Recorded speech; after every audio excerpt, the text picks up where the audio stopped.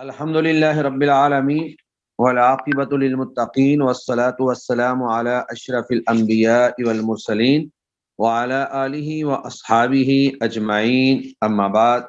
نبی مکرم صلی اللہ علیہ وآلہ وسلم نے فرمایا کہ اللہ رب العزت ایسے شخص کے چہرے کو تر و تازہ رکھے جس نے میری حدیث کو سنا، اس کو محفوظ کیا اور اس کو آگے تک پہنچا دیا۔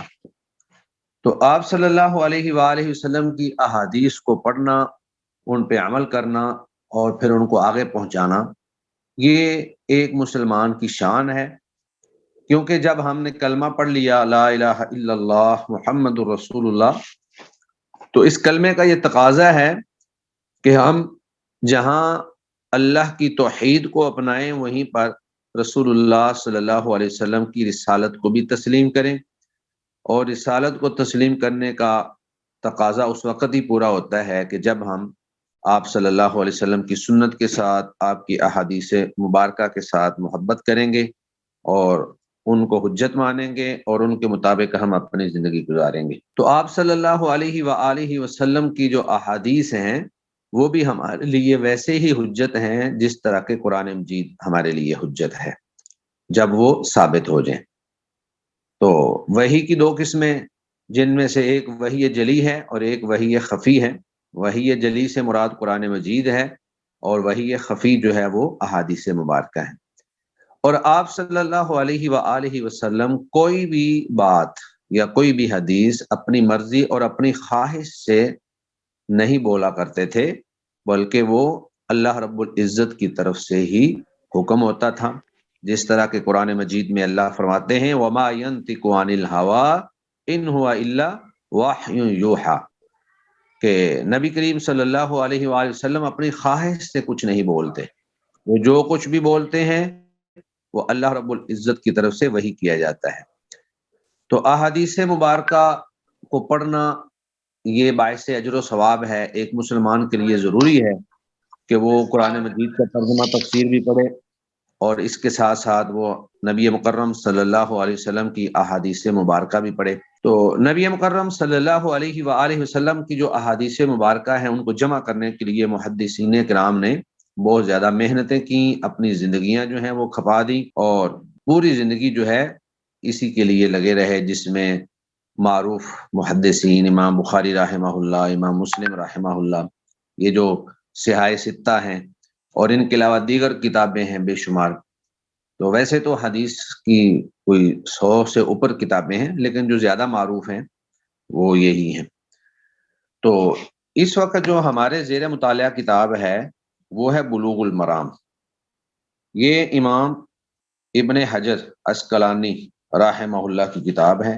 یہ بہت بڑے امام تھے، اور انہوں نے بخاری کی جو شرح لکھی ہے فتح الباری، وہ بخاری کی تمام شروحات میں سے سب سے عظیم ترین شرح ہے۔ تو حافظ ابن حجر رحمہ اللہ نے اس کتاب کا نام رکھا ہے بلوغ المرام من ادلۃ الاحکام۔ تو اس میں انہوں نے بلوغ المرام کا معنی ہے تیروں کا پہنچنا، من ادلۃ الاحکام، احکام کے دلائل سے، یعنی مقصد تک پہنچنا احکام کے دلائل سے۔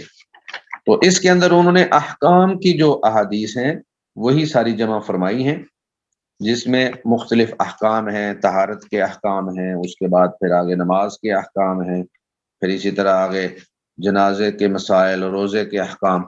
تو یہ ایک فقہی ترتیب پر کتاب جو ہے وہ مرتب کی گئی ہے۔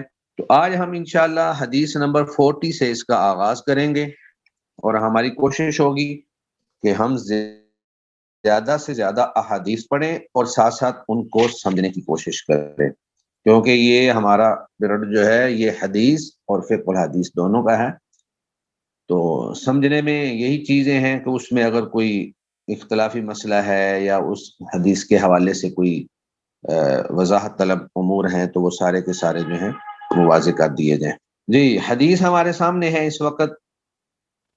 وعن ابی ہریرہ رضی اللہ تعالی عنہ قال سمعت رسول اللہ صلی اللہ علیہ وسلم یقول ان امتی یأتون یوم القیامہ غرا محجلین من اثر الوضوء فمن استطاع منکم ان یطیل غرتہ فلیفعل۔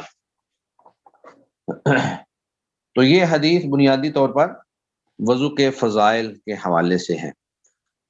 جی میں ذرا آپ کے سامنے سکرین پر اس کو شو کر دوں۔ اس حدیث میں بنیادی طور پر وضو کا جو اجر و ثواب ہے اور اس کی جو فضیلت ہے وہ بیان کی گئی ہے، اور سیدنا ابو ہریرہ رضی اللہ تعالی عنہ کی یہ روایت ہے، معروف صحابی ہیں اور ان کے بہت فضائل ہیں۔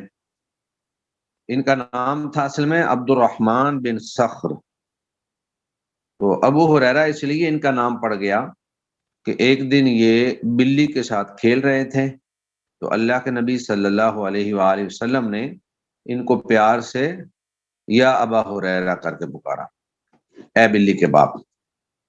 تو سیدنا ابو ہریرہ رضی اللہ تعالی عنہ کو آپ صلی اللہ علیہ وسلم کا یہ پکارنا اتنا پسند آیا کہ انہوں نے اپنا نام ہی ابو ہریرہ رکھ لیا، اور پھر یہ ان کا لقب جو ہے ان کے نام پر ایسا غالب آ گیا کہ نام پیچھے چلا گیا اور ان کا لقب جو ہے وہی معروف ہو گیا، اور آج ہم انہیں سیدنا ابو ہریرہ رضی اللہ تعالی عنہ کے نام سے ہی جانتے ہیں۔ عبد الرحمن بن صخر جو ہے بہت کم لوگ جانتے ہوں گے۔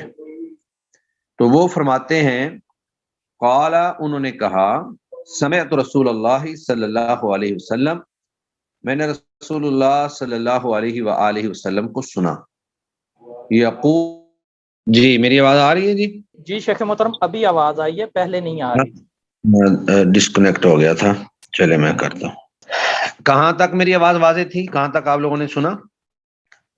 یقولو آپ نے کہا تھا شیخ محترم، اچھا یقولو کے اوپر ہی، یقولو کے جی اوپر جی ہی۔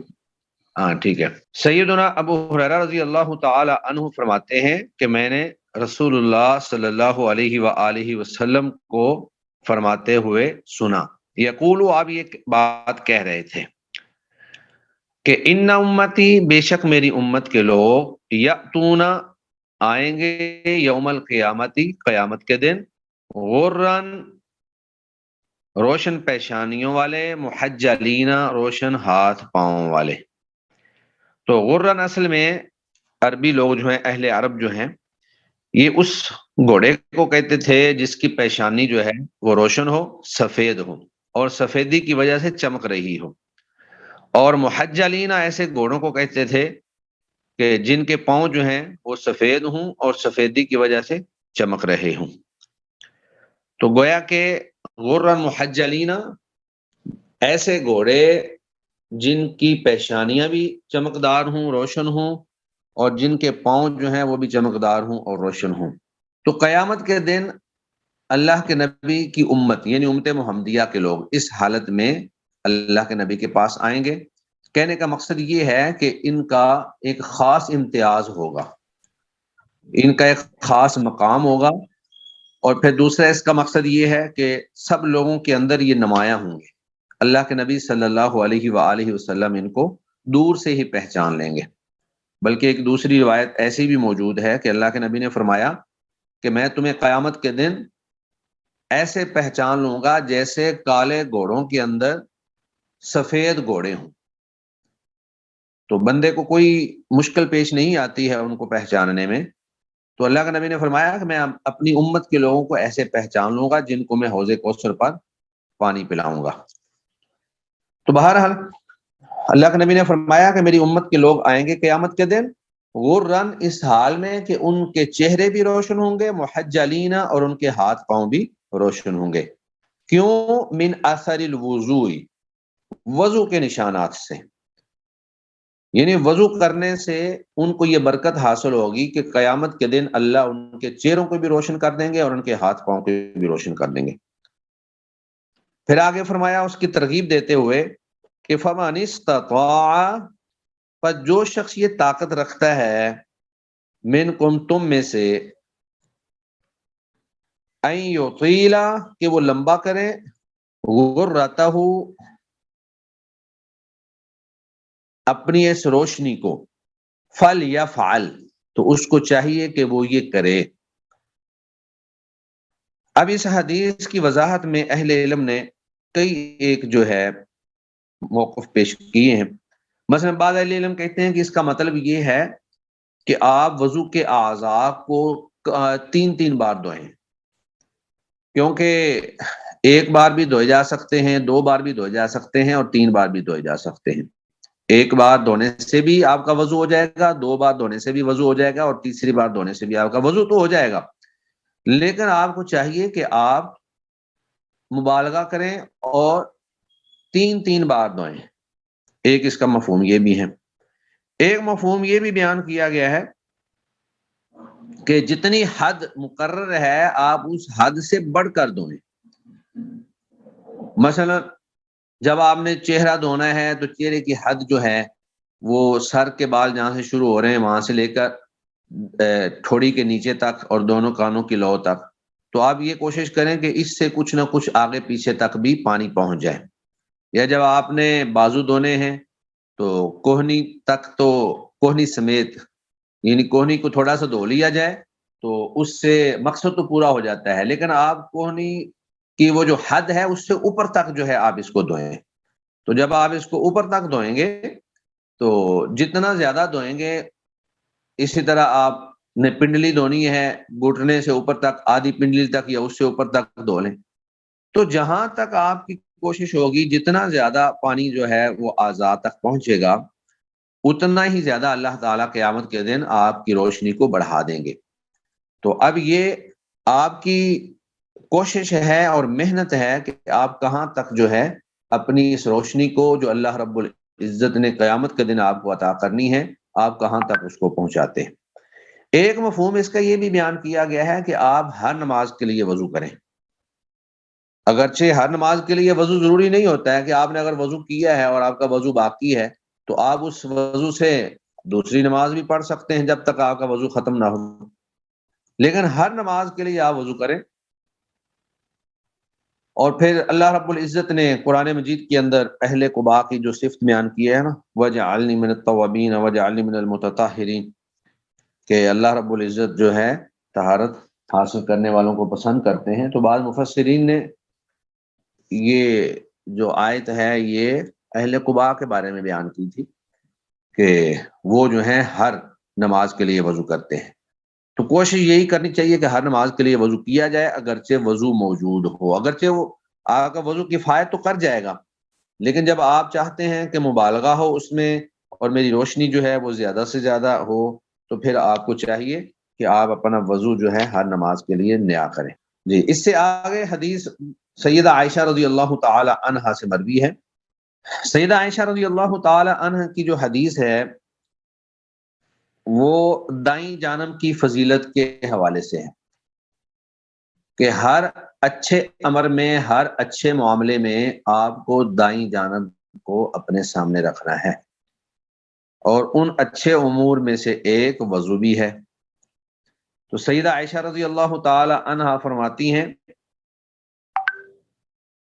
عن عائشہ رضی اللہ عنہا قالت، سیدہ عائشہ رضی اللہ تعالی عنہ فرماتی ہیں کہ کان النبی صلی اللہ علیہ وسلم یعجبہ التیمن فی تناعلہ وترجلہ وطہورہ وفی شانہ کلہ.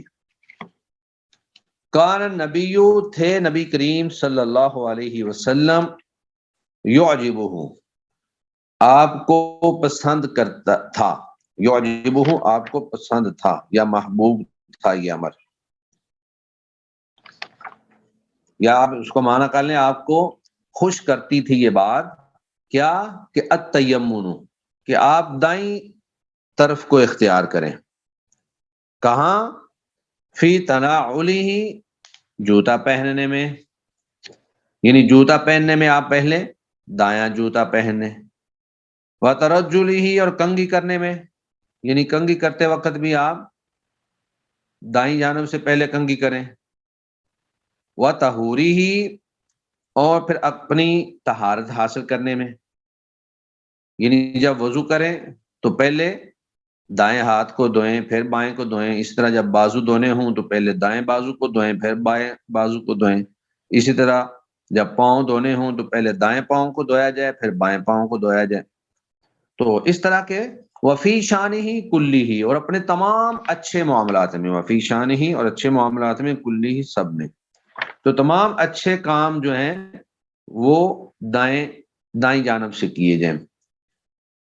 مثلا مسجد میں داخل ہونا ہے تو آپ نے دائیں پاؤں کو پہلے جو ہے رکھنا ہے. نماز سے آپ فارغ ہوئے تو دائیں جانب پہلے جو ہے آپ نے سلام پھیر دیا. اسی طرح مصافحہ کرتے وقت دائیں ہاتھ سے، کھاتے پیتے وقت دائیں ہاتھ سے، دودھ دھوتے وقت، لباس پہنتے وقت، سرما لگاتے وقت، مسواک کرتے وقت. تو دیگر جتنے بھی اچھے کام ہیں، اپنے تمام اچھے کاموں کے اندر جو ہے آپ نے دائیں جانب کو آگے رکھنا ہے، دائیں جانب سے شروع کرنا ہے. اس طرح اگلی حدیث جو ہے وہ سیدنا ابو ہریرہ رضی اللہ تعالی عنہ سے ہے کہ وضو میں خاص طور پر، چونکہ یہ باب طہارت کا ہے، پچھلی حدیث جو ہے وہ ایک عام حدیث تھی، اس کے اندر طہارت سمیت دیگر معاملات کو بھی بیان کیا گیا تھا، اور یہ حدیث جو ہے یہ خاص طور پر وضو کے حوالے سے ہے. سیدنا ابو ہریرہ رضی اللہ تعالی عنہ فرماتے ہیں کہ رسول اللہ صلی اللہ علیہ وآلہ وسلم نے فرمایا، اذا توضأتم، جب تم وضو کرو، فابدؤ، تو تم شروع کرو، بمیامنکم، اپنی دائیں جانب سے. تو یہ گویا کہ حدیث خاص طور پر وضو دائیں جانب سے شروع کرنے کے حوالے سے ہے.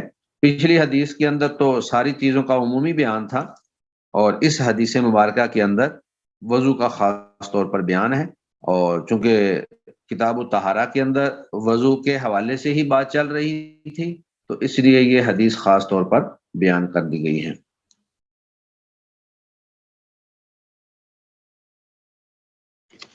اس سے اگلی حدیث جو ہے وہ سیدنا مغیرہ بن شعبہ رضی اللہ تعالی عنہ کی حدیث ہے، اور اس میں مسح کے حوالے سے مسائل کو بیان کیا گیا.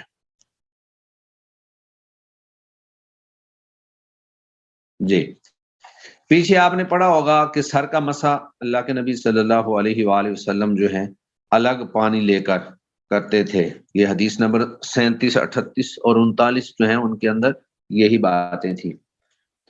اب یہ ہے کہ کیا آپ امامہ، یعنی آپ نے پگڑی باندھی ہوئی ہے، تو کیا پگڑی پر مسح کر سکتے ہیں یا نہیں کر سکتے ہیں؟ لیکن اس میں آپ ایک بات یاد رکھ لیں کہ اگر آپ نے پگڑی پر مسح کیا ہے تو پھر آپ کا وضو جو ہے وہ پگڑی کے مسح کے ساتھ ہی قائم ہے. اگر آپ نے پگڑی اتار دی ہے تو آپ کا وضو بھی اس کے ساتھ ہی ختم ہو جائے گا. تو موزوں پر جو مسح ہے اس کا بھی یہی حکم ہے کہ آپ نے وضو کر کے موزے پہنے، اور پھر آپ نے اس کے ساتھ پھر آپ نے نماز پڑھ لی. اس کے بعد جب آپ نے دوبارہ وضو کرنا تھا تو کم از کم آدمی 5 نمازیں جو ہیں مقیم اور 15 نمازیں جو ہیں وہ مسافر جو ہے وہ تیمم مسح کر سکتا ہے. تو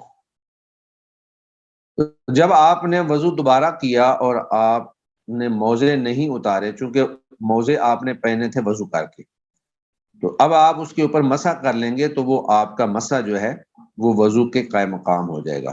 یعنی وہ ایسے ہی ہے کہ جیسے آپ نے پاؤں کو دھو لیا ہے. لیکن اس میں ایک چیز ہوتی ہے، بسا اوقات ایک آدمی جو ہے وہ موضوع پر مسح تو کر لیتا ہے لیکن اگلا وضو کرنے سے پہلے وہ اتار دیتا ہے اور اس کا وضو بھی ٹوٹ گیا، اور پھر دوبارہ وضو کیے بغیر ہی وہ پہن لیتا ہے.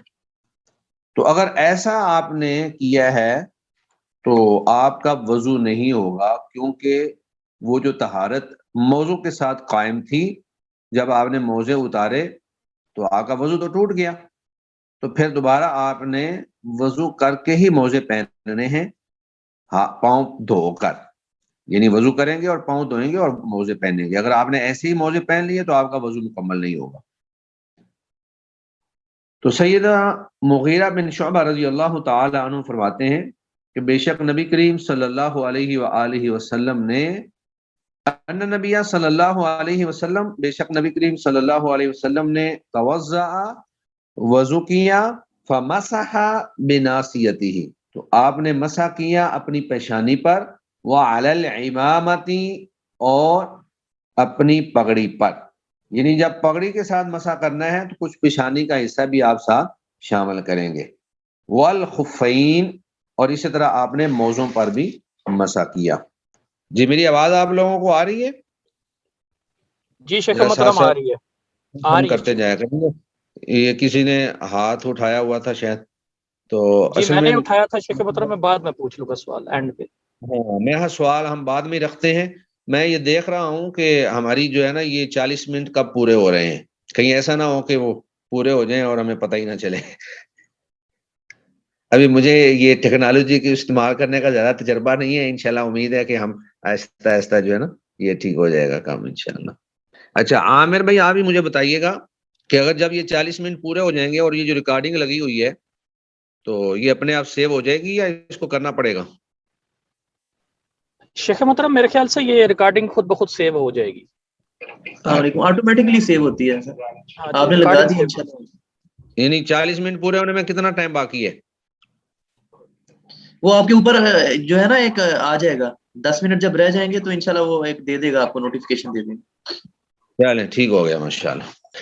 جی اس سے آگے حدیث ہے، میں ذرا سکرین شیئر کر لوں دوبارہ سے۔ جی اگلی حدیث جو ہے وہ سیدنا جابر بن عبداللہ رضی اللہ عنہما ان کی ہے، تو وہ فی صفت حجت النبی صلی اللہ علیہ وسلم، نبی کریم صلی اللہ علیہ وآلہ وسلم کی حج کی جو صفات ہیں اس حدیث کے اندر، حدیث مطلب لمبی ہے، یہاں پر صرف انہوں نے وضو سے متعلق جو الفاظ تھے وہی بیان کیے ہیں، ویسے حدیث لمبی ہے، اس کے اندر حج کا لمبا تذکرہ موجود ہے، پورا طریقہ جو ہے یا بہت سارے مسائل اس کے اندر بیان ہیں۔ تو یہاں پر انہوں نے صرف وضو سے متعلقہ چیز یا پھر حج کے ایک خاص عمل جو ہے اس سے متعلقہ چیز کو بیان کیا ہے، چونکہ باب پیچھے یہی چل رہا ہے کہ اللہ کے نبی ہر اچھے کام کے اندر دائیں جانب کو پسند کرتے تھے۔ تو اللہ کے نبی صلی اللہ علیہ وآلہ وسلم نے فرمایا، یہ حج کے بارے میں ہے خاص طور پہ، ویسے آپ کہہ بھی سکتے ہیں کہ اس کو وضو پہ بھی اگر آپ منطبق کر دیں، اگر اس کو حدیث کا آگے پیچھے سے نہ لیا جائے، تو حج میں یہ تھا کہ جب صفا اور مروہ کی سعی کا موقع آیا تو چند صحابہ کرام نے اللہ کے نبی صلی اللہ علیہ وسلم سے جا کر سوال کیا کہ ہم صفا پہاڑی سے سعی کرنا جو ہے وہ شروع کریں یا مروہ پہاڑی سے ہم سعی کرنا شروع کریں؟ تو حضرت جابر بن عبداللہ فرماتے ہیں، یعنی اللہ کے نبی کے حج کی صفات کو بیان کرتے ہوئے، کہ اللہ کے نبی نے فرمایا ابدعوا بما بدا اللہ بہ، ابدعوا کہ تم اپنی سعی شروع کرو، بما اس جگہ سے بدا اللہ بہ جہاں سے اللہ نے شروع کیا ہے۔ تو قرآن مجید جو ہے، قرآن مجید میں صفا مروہ کا جو تذکرہ ہے وہ یہ ہے کہ ان الصفا والمروہ من شعائر اللہ، ان الصفا والمروہ من شعائر اللہ، کہ صفا اور مروہ پہاڑی جو ہے یہ اللہ کے شعائر ہیں۔ تو جب اللہ کے نبی صلی اللہ علیہ وآلہ وسلم نے یہ کہہ دیا کہ جہاں سے اللہ نے شروع کیا ہے وہاں سے آپ شروع کریں، تو چونکہ قرآن مجید کی آیت میں سب سے پہلے تو صفا کا تذکرہ ہے، تو اس لیے صفا پہاڑی سے جو سعی ہے وہ شروع کی جائے گی۔ تو یہ جن لوگوں نے بھی حج یا عمرہ کیا ہے، اللہ نے ان کو یہ نعمت عطا فرمائی ہے، انہوں نے ایسا دیکھا ہوگا کہ سب سے پہلے جب مکمل ہو جاتا ہے طواف مکمل کرنے کے بعد مقام ابراہیم کے پیچھے جا کر 2 رکعت ادا کی جاتی ہے، اور پھر کچھ وہاں پہ زمزم پیا جاتا ہے، اور اس کے بعد جو ہے وہ صفا مروہ کی طرف روانہ ہو جاتے ہیں۔ تو صفا مروہ میں طواف جو ہے 7 چکر صفا مروہ کے لگانے ہیں۔ بعض لوگ یہ بھی غلطی کرتے ہیں کہ وہ 14 چکر لگا لیتے ہیں، یعنی صفا سے شروع کرتے ہیں، دوبارہ صفا پہ آ کر اس کو 1 چکر شمار کرتے ہیں، حالانکہ ایسا نہیں ہے۔ تو صفا سے آپ نے چکر شروع کرنا ہے، تو یہ مروہ پہ جا کر 1 چکر ہو جائے گا، یعنی ایک سائیڈ کا 1 سائیڈڈ جو ہے وہ 1 چکر ہوگا، اور پھر جب آپ واپس آئیں گے تو اس کو دوسرا چکر شمار کریں گے۔ تو صفا سے لے کر صفا تک گویا کے 2 چکر ہو گئے، پھر دوبارہ صفا سے لے کر صفا تک 2 4، اور پھر صفا سے لے کر صفا تک یہ 6 ہو جائیں گے، اور پھر جب آپ صفا سے مروہ تک جائیں گے تو مروہ پہاڑی پہ جا کر آپ کا جو ہے وہ چکر جو ہے وہ پورا ہوگا۔ تو اس حدیث کے اندر گویا کہ انہوں نے صفا مروہ کے درمیان جو سعی کرنے کی جو ترتیب ہے وہ بیان فرمائی ہے کہ آپ نے کہاں سے شروع کرنی ہے۔ اس سے اگلی حدیث جو ہے وہ بھی حضرت جابر بن عبداللہ رضی اللہ تعالی عنہ سے ہی ہے، وہ دوبارہ جو ہے وضو کے حوالے سے بیان کر دی ہے، اگرچہ دارقطنی نے اس کی جو سند ہے اس کو ضعیف کہا ہے، تو لیکن چونکہ صحیح احادیث پیچھے گزر چکی ہیں۔ السلام علیکم سر۔ سر یہ جو جی جی، پچھلی حدیث ہے حج کے حوالے سے، اس کو باب وضو میں کیوں بیان کیا گیا ہے، اس کی کیا وجہ ہے؟ اصل میں باب وضو میں ترتیب جو ہے، صفا مروہ کی جو ترتیب ہے وہ تو اللہ تعالیٰ نے قرآن مجید میں اس انداز میں بیان کر دی، تو اس کو یہاں بیان کرنے کا مقصد یہ ہے کہ وضو کی بھی ترتیب آپ نے وہی رکھنی ہے جو ترتیب اللہ تعالیٰ نے قرآن مجید میں بیان فرمائی ہے، اگرچہ اس میں بعض چیزیں ایسی ہیں جو احادیث کے اندر موجود ہیں۔ قرآن مجید کے اندر جو اس کی ترتیب بیان کی گئی ہے نا وہ یہ ہے کہ فَاغْسِلُوا وُجُوهَكُمْ وَأَيْدِيَكُمْ إِلَى الْمَرَافِقِ وَامْسَحُوا بِرُؤُوسِكُمْ وَأَرْجُلَكُمْ إِلَى الْكَعْبَيْنِ، تو سب سے پہلے چہرے کو دھونے کا بیان ہے، پھر اس کے بعد کوہنیوں تک ہاتھوں کو دھونے کا بیان ہے، اس کے بعد چہرے کے مسح کا بیان ہے، اور آخر میں پاؤں کو دھونے کا بیان ہے۔ تو یہاں پر اگرچہ حدیث کے اندر ترتیب تو موجود ہی ہے، صحابہ نے جو عمل میں ہمیں بتایا ہے، لیکن یہاں وہ ایک گویا کہ اس کا قیاس کر رہے ہیں کہ جس طرح کی ترتیب صفا مروہ میں اللہ رب العزت نے، اللہ کے نبی نے فرمایا کہ جہاں سے اللہ نے شروع کیا وہاں سے تم شروع کرو، تو وضو کے اندر بھی گویا کہ آپ نے اسی بات کو سامنے رکھنا ہے کہ جہاں سے اللہ نے شروع کیا ہے تم اسی سے شروع کرو۔ اب وہ پہلے ہاتھ دھونا یا یہ کلی کرنا یا ناک میں پانی ڈالنا، یہ تو چونکہ قرآن مجید کے اندر بیان ہے ہی نہیں، یہ اللہ کے نبی صلی اللہ علیہ وسلم نے ہمیں بتلایا ہے۔ تو اگرچہ یہاں سے ہم یہ دلیل لے سکتے ہیں کہ ہم نے ترتیب وہی رکھنی ہے جو ترتیب اللہ تعالیٰ نے بیان فرمائی ہے، لیکن اگر ہم اس کو نہ بھی دیکھیں تو ترتیب تو اللہ کے نبی صلی اللہ علیہ وسلم کے عمل سے بھی ہمیں پتہ چل جاتا ہے جو احادیث ہم پہلے بیان کر چکے ہیں۔ تو اس لیے حافظ ابن حجر رحمہ اللہ اس حدیث کو اس باب میں لے کر آئے ہیں، ورنہ اس حدیث کا اس باب میں لانے کا کوئی مقصد نہیں تھا، یہاں صرف مقصد یہی تھا کہ آپ نے ترتیب قرآن مجید والی جو ہے اس کو سامنے رکھنا ہے۔ اگلی حدیث تھی وعنہ، انہی سے ہی، یعنی حضرت جابر بن عبداللہ رضی اللہ تعالی عنہ سے ہی مروی ہے کہ کان النبی صلی اللہ علیہ وآلہ وسلم، تھے نبی کریم صلی اللہ علیہ وآلہ وسلم، اذا توضأ، جب آپ وضو کرتے، ادار الماء، تو گھماتے پانی کو گھماتے، علی مرفقیہ، اپنی کوہنیوں پر، تو مطلب پانی جو ہے بے شک آپ تھوڑا لے لیں لیکن اس کو پھر کوہنیوں کے اوپر ملیں، ہاتھ جو ہے جس سے آپ دھو رہے ہیں اس کے ساتھ اس کو گھمائیں، اوپر لے کے جائیں، نیچے لے کے آئیں، تاکہ کوئی حصہ جو ہے وہ خشک نہ رہ جائے۔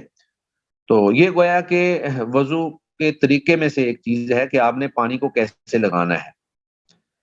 تو اصل مقصد یہی ہے کہ وضو کے اعضاء میں سے کوئی بھی حصہ جو ہے وہ خشک نہیں رہنا چاہیے، وضو مکمل طور پر تمام اعضاء جو ہے وہ گیلے ہو جائیں اور ایک بال بھی ہی اس میں سے جو خشک نہ رہے، کیونکہ وضو کے اعضاء میں اگر کچھ چیز خشک رہ جائے تو اس کے حوالے سے ایک وعید بھی حدیث آپ نے پڑھی ہوگی کہ ویل للعقاب من النار، اللہ کے نبی صلی اللہ علیہ وسلم نے دیکھا کہ کچھ لوگوں نے وضو کیا ہے اور ان کی جو ایڑیاں ہیں وہ خشک ہیں، تو آپ صلی اللہ علیہ وسلم نے فرمایا کہ ویل للعقاب من النار، ایڑیوں کے لیے آگ کی ویل وادی ہے۔ تو یہ ایک وعید تھی، اس کا مطلب یہ ہے کہ جب آپ نے وضو کرنا ہے خاص طور پہ ایڑیوں کو اور پھر اسی طرح کوہنیوں کو، یہ دو جگہیں ایسی ہوتی ہیں کہ یہاں پر عموماً کوتاہی ہو جاتی ہے، تو ان دو جگہوں کو خاص طور پر دھیان کے ساتھ جو ہے، تاکہ نہ ایڑیاں خشک رہ سکیں نہ کوہنیاں خشک رہ سکیں، ان دونوں جگہوں کو خاص طور پر دھیان کے ساتھ جو ہے دھونا چاہیے، اہتمام کرنا چاہیے اور دیکھ لینا چاہیے کہ کہیں میری ایڑیاں یا میری کونیاں جو ہیں وہ خشک تو نہیں رہ گئی ہیں۔ تو آج الحمدللہ ہم نے 5-6 احادیث پڑھ لی ہیں، میرا خیال اتنا ہی آج کافی ہے۔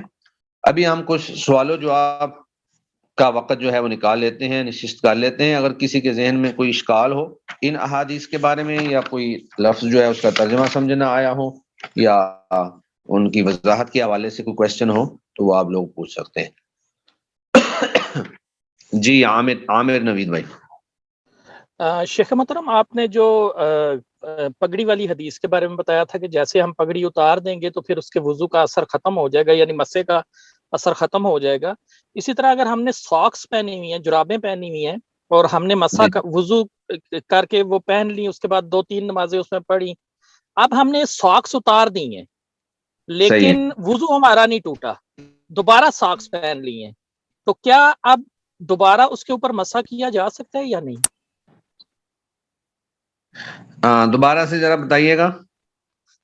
ہمارا وضو کر کے ساکس جرابیں میں نے پہن لی ہیں، اس میں نماز بھی پڑھی ہے، دوبارہ اب جب نماز کا ٹائم آ رہا تھا تو میں نے کچھ دیر پہلے وہ ساکس جو ہے نا وہ اتار دی، جرابیں میں نے اتار دی، لیکن میرا وضو نہیں ٹوٹا، اور پھر میں نے جرابیں پہن دی۔ وضو ٹوٹنے کا ہے، مسئلہ وضو ٹوٹنے کا ہے۔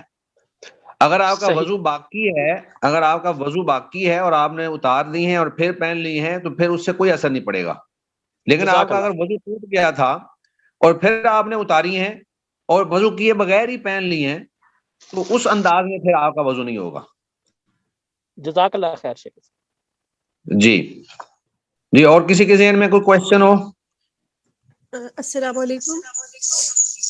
وعلیکم السلام ورحمۃ اللہ وبرکاتہ۔ جی سر، اگر اسی طرح وضو کر کے 2 جرابیں اکٹھی پہن لی اور کچھ دیر بعد ایک جراب اس میں سے اتار دی ہے تو اس سے بھی کوئی فرق نہیں پڑے گا؟ آپ نے مسح کون سی جراب پہ کیا؟ اوپر والی پہ یا نیچے والی پہ؟ وضو کر کے دونوں جرابیں پہنی ہیں اور اس کے بعد تھوڑی دیر بعد ایک ان میں سے اتار دی ہے، تو یہ طریقہ ٹھیک ہے؟ یعنی بعد میں پھر ایک جراب پہ مسح ہوگا نا؟ نہیں، یہ طریقہ ٹھیک نہیں ہے۔ وہ جو دونوں آپ نے پہنی ہیں وہ گویا کہ ایک ہی جراب کے حکم میں ہے، اور جب آپ نے مسح اوپر والی جراب پہ کیا اور جس پہ مسح کیا تھا اس کو جب آپ نے اتار دیا تو وہ آپ کا مسح ختم ہو گیا۔ ٹھیک ہے جی جزاک اللہ۔ جی شیخ محترم یہ ہے تو یہ باقی لوگ اپنے مائک ساتھ ساتھ میوٹ کرتے جایا کریں، جو کوشچن کر رہے ہوں صرف اسی کا مائک اوپن ہو، دوسرا بند کر دیا کریں۔ جی کریں کوشچن۔ ایسا یہ پگڑی کے مسح کے حوالے سے سوال تھا، بہن کا سوال تھا کہ اسکارف کے اوپر بھی مسح ہو سکتا ہے؟ بالکل، اسکارف کے اوپر بھی ہو سکتا ہے۔ اسکارف جو ہے وہ پگڑی کے حکم میں ہی ہے، لیکن یہ ہے کہ پھر وہ اسکارف اترنا نہیں چاہیے نماز مکمل ہونے تک۔ جی عامر بھائی۔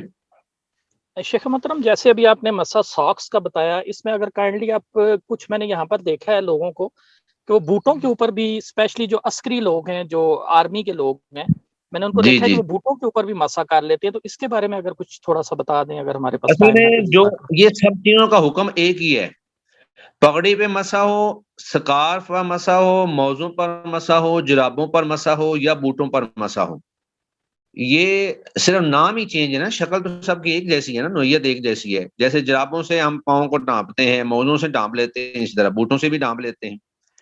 تو اس میں سب چیزوں میں ایک ہی چیز کا آپ نے دھیان رکھنا ہے کہ آپ نے جس چیز پر بھی مسح کیا ہے، جب تک آپ نے نماز ادا نہیں کی وہ چیز آپ نے اتارنی نہیں ہے۔